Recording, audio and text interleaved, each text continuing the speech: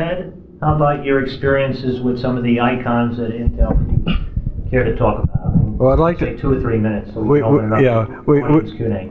we mentioned the book, and Intel was founded with $3 million in financing, deciding to do semiconductor memory, but undertook to do a custom project to build chips for calculators to raise some revenue. It was a potential $3 million order. So in other words, equal to their entire capitalization, to do 60,000 calculator kits at a cost not to exceed $50. They agreed to do that in April of 1969, but didn't see the specs until June of 1969, and I was assigned as liaison. So the more I learn about this project, and I've learned a little bit about Intel's MOS capabilities, I'm concerned that Intel's not going to be able to meet that cost target. Now, unlike the book said, I did not go around my boss. I reported to Bob Noyce at that time, so I took my concerns to him. Now, according to the book, Bob Noyce went rogue against the company. Now consider, faced with a decision.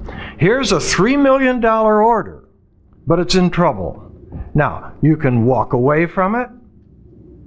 You could say, I'm going to plow ahead and risk the company. Maybe the news isn't as bad. Or you could say, is there anything we can do to fix it? And that's what he asked me to do. Can I look at it to see if it can be fixed? Now, how is that going rogue against the company? Okay, let's pull that now. Ted has written 2 articles, which I have edited, on his rebuttal to Michael Malone's book. Go to ithistory.org, look at the blog post, and you'll see them.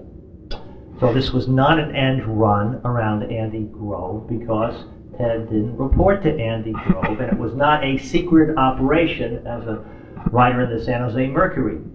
So let's put that on the shelf and tell us what you thought of Gordon Moore or Andy Grove or Bob Noyce. Pick one person you really admired and tell what you thought of that person.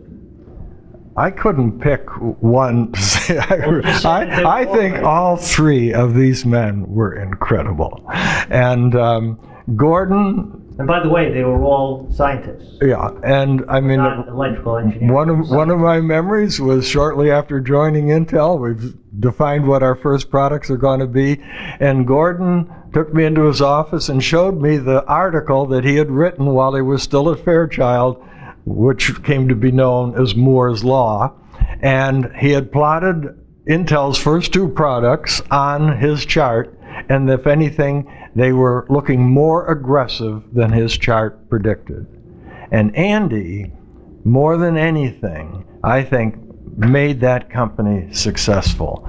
And engineers are notorious optimists. And, you know, you'd ask the engineer, how long are you going to take to finish this project? I'll have it done by next month. So next month comes around and you ask the engineer, how long is it going to take? And he says, well, just another month. And that goes on. And Andy would point out, that means you made 0 progress. So he had Intel install a system that came to be known as management by objective. And each engineer, as part of his progress report, would have to predict what he was going to accomplish in the next period. And then as part of the progress report, he had to compare how well he had done against the previous predictions. And we learned to become more realistic about our capabilities. And I think more than anything, that helped Intel be successful.